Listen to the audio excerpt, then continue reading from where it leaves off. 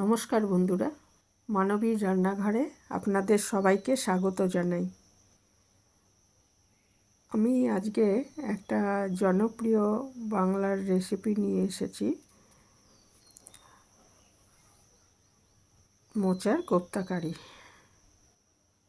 পুরনো রেসিপি, অনেকেই বানাতে জানেন, তবু এটা শেয়ার করলাম।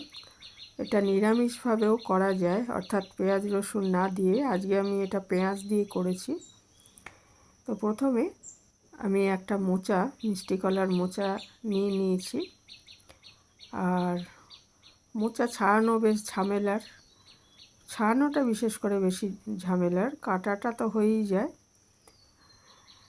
তো সেই ছাড়াতে হয় কিভাবে সেটাও আমি আজকে দেখিয়েছি। এইভাবে ফুলগুলো খুলে নিয়ে তারপরে ভেতরে একটা শক্ত ডাঁটির মতো অংশ আছে, আর একটা সাদা খোলার মতো অংশ আছে, ওই দুটোকে ফেলে দিতে হয়। তারপরে এটা খুব ভালো মতো কুচিয়ে কেটে নিতে হয় আর কি। তো সেগুলো আগে আমি এই সাদা খোলার মতো অংশটা আর ওই শক্ত একটা ডাঁটির মতো অংশ আছে, এগুলোকে আগে ফেলে দিতে হবে। আর কিছুটা যখন বাকি থাকবে ফুলগুলো ছাড়াতে, তখন আর ওটা ছাড়ানোর দরকার নেই, বাকি সাদা অংশটা কেটে নেওয়া যায় কুচিয়ে। এইভাবে আমি সমস্ত ফুলগুলো ছাড়িয়ে নিচ্ছি।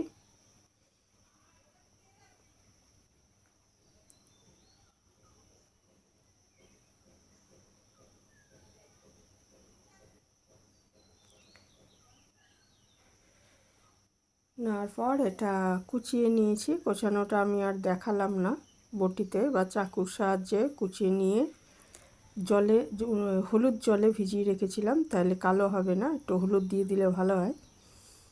তারপরে এটা আমি প্রেসার কুকারে 3টে সিটি দিয়ে সেদ্ধ করে নিয়েছি। এমনিও কড়াইতে সেদ্ধ করা যায়, তাতে টাইমটা বেশি লাগবে বলে আমি প্রেসার কুকারে সেদ্ধ করে নিয়েছি। তারপরে ঠান্ডা হওয়ার পর প্রেসার কুকারটা, এটাকে মোচার সেদ্ধটাকে একদম জলটা ভালো মতো ঝরিয়ে নেবেন। দিয়ে এর মধ্যে নুন আর হলুদ এগুলো দিয়ে দিচ্ছি পরিমাণ মতো, আর লঙ্কার গুঁড়ো দিয়েছি। দিয়ে এর মধ্যে পরিমাণ মতো বেসন দেব। তার আগে আমি একটা মাঝারি সাইজের পেঁয়াজ কুচিয়ে নিয়েছিলাম, সেটাকে দিয়ে দিলাম। দিয়ে দিয়েছি একটু রসুন কুচি, আর এই যে পরিমাণ মতো বেসন দিয়ে দিচ্ছি। পরিমাণ মতো এই জন্যই বললাম যে ভালো মতো যাতে মাখাটা হয়ে যায়, মানে শুকনো শুকনো ভাব একটু থাকতে হবে, না হলে ভালো হবে না আর কি কোপ্তাগুলো। সেই জন্য যতটা লাগবে বেসন ওটা দিয়ে দেবেন। দিয়ে আমি কোপ্তার আকারে এগুলো গড়ে নিচ্ছি, গোল বলের মতো অথবা একটু চ্যাপ্টা, যেরকম পছন্দ, বা লম্বাটে, এইভাবে যেরকম পছন্দ সেইভাবে এগুলো শেপ দিয়ে দিচ্ছি। তো এটা ভালো মতো মেখে নিচ্ছি আগে।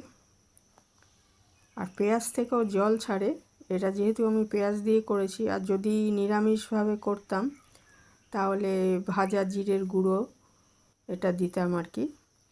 তো এটা আমি আজকে পেঁয়াজ দিয়ে করেছি, পেঁয়াজ থেকেও জল ছাড়ে বলে বেসনটা একটু বেশি লাগবে। জিরে ভাজা দিয়ে করলে অতটা, মানে বেসনটা অতটা লাগতো না আর কি। আর দুটো আলুর সেদ্ধ আমি করে রেখেছিলাম আলাদা, সেটা দিয়ে দিলাম এর মধ্যে। দিয়ে আবার ভালো মতো এটা মেখে দিচ্ছি।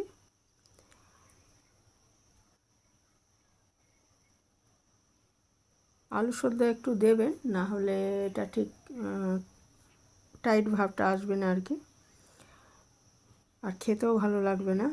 সেই জন্য আলু সেদ্ধটা একটু দিতে হবে।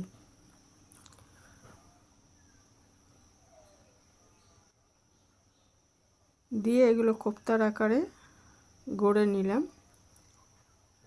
নিয়ে একটা কড়াইতে সর্ষের তেল দিয়েছি, এটা সাদা তেলেও ভাজতে পারেন। সর্ষের তেল দিয়ে সর্ষের তেলটা খুব ভালো মতো গরম হয়ে গেলে কোপ্তাগুলো আমি আস্তে আস্তে মিডিয়াম আঁচে ভেজে তুলছি।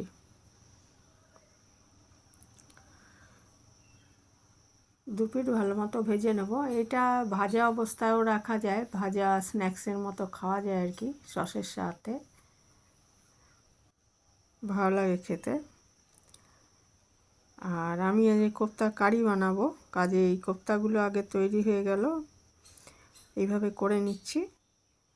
করে নেওয়ার পর ওইদিকে আমি কোপ্তাগুলো তৈরি করার সময়ই একটু মশলা করে নিয়েছিলাম।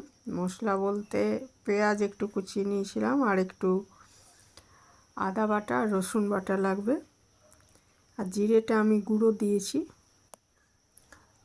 যে এরকম কোপ্তার আকারে ভেজে নিচ্ছি। এইভাবে আমি সবগুলো ভেজে নিয়েছি। তারপরে ওই কড়াইয়ের ওই তেলের মধ্যেই আমি একটু তেজপাতা আর গরম মশলা আর সাদা জিরে ফোড়ন দিয়েছি। গরম মশলার মধ্যে লবঙ্গ আর এলাচ দিয়েছি, ইচ্ছে করলে একটু দারচিনি দিতে পারেন। তারপরে মশলাটা ভাজা হয়ে গেলে এর মধ্যে আমি প্রথমে পেঁয়াজ কুচি দিয়ে দেবো, দিয়ে খুব ভালো মতো ভেজে নেবো। একটা মাঝারি সাইজের পেঁয়াজ একদম কুচি করে কেটে রেখেছি, ইচ্ছে করলে পেঁয়াজ বাটাও ব্যবহার করতে পারেন।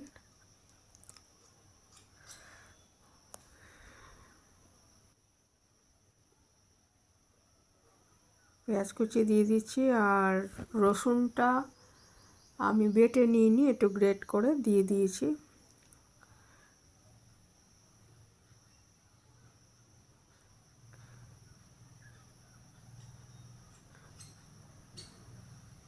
আর এর মধ্যে দেব 1 চামচ মতো জিরে গুঁড়ো, একটু আদার গুঁড়ো, আদাটা আমি গুঁড়ো আদা ব্যবহার করেছি, ইচ্ছে করলে বাটা আদা ব্যবহার করতে পারেন। দিয়ে দেব পরিমাণ মতো নুন, পরিমাণ মতো হলুদ, দিয়ে একটা ভাজা হয়ে গেলে এর মধ্যে আমি পেঁয়াজটা একটু ভাজা হয়ে গেলে এর মধ্যে তারপরে জিরে গুঁড়োটা দেবো আর কি। এই ভাজা একটু হয়ে এসছে, এরপর আমি জিরে গুঁড়ো দিলাম 1 চামচ, আর পরিমাণ মতো লাল লঙ্কার গুঁড়ো দিলাম, দিয়ে এটা একটু কষিয়ে নিচ্ছি। আর ওইদিকে একটা মাঝারি সাইজের টমেটো আমি পেস্ট করে রেখেছি,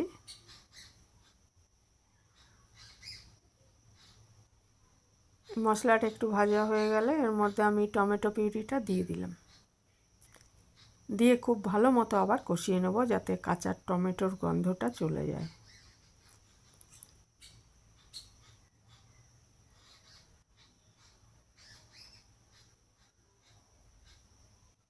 আর এর মধ্যে একটু চিনি দিয়ে দেবেন, কারণ না তাহলে ভালো লাগবে আর কি কোপ্তাটা।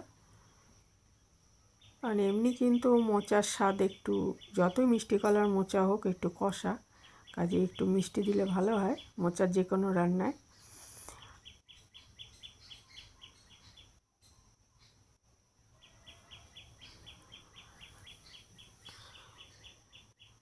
মোচা একটু ভালো মতোই রান্না করতে হয়, না হলে টেস্ট আসে না। আর মোচা খাওয়া হচ্ছে প্রচণ্ড উপকারী, রক্তাল্পতায় যারা ভুগছেন তাদের জন্য খুবই ভালো, সবার জন্যই ভালো। তাছাড়া প্রচুর ফাইবার আছে এতে। মশলাটা আমার হয়েই গেছে কষানো, তেল ছেড়ে এসছে। এর মধ্যে এবার আমি পরিমাণ মতো জল দিয়ে দেব, আর ঢাকা দিয়ে এটা ঝোলটা ফুটে গেলে তার মধ্যে আমি কোপ্তাগুলো দিয়ে, এর মধ্যে ইচ্ছে করলে আলু দিতে পারেন, তাহলে আলু দিলে আলুটা যখন সেদ্ধ হয়ে যাবে তখন কোপ্তাগুলো দিতে হবে, কারণ কোপ্তাটা অলরেডি রেডি আছে। কোপ্তা ঝোলে দেওয়ার পর কিন্তু আর বেশিক্ষণ রান্না করব না, 2-1 মিনিট রান্না করেই আঁচটা বন্ধ করে দিতে হবে। তারপর এই কোপ্তাগুলো আমি দিয়ে দিচ্ছি, আমি তো আলু দিইনি, কাজে এই ঝোলটা ফুটে উঠলো। এবারে আমি কোপ্তা দিয়ে 1.5-2 মিনিট একটু রান্না করে নিচ্ছি, তারপর আঁচটা বন্ধ করে ঢাকা দিয়ে 2 মিনিট রেখে দেবো, তাহলে যাতে কোপ্তাগুলোর মধ্যে ঝোলটা কিছুটা ঢুকে যায়, এবং তাহলে আমার রান্নাটা রেডি হয়ে যাবে পরিবেশনের জন্য।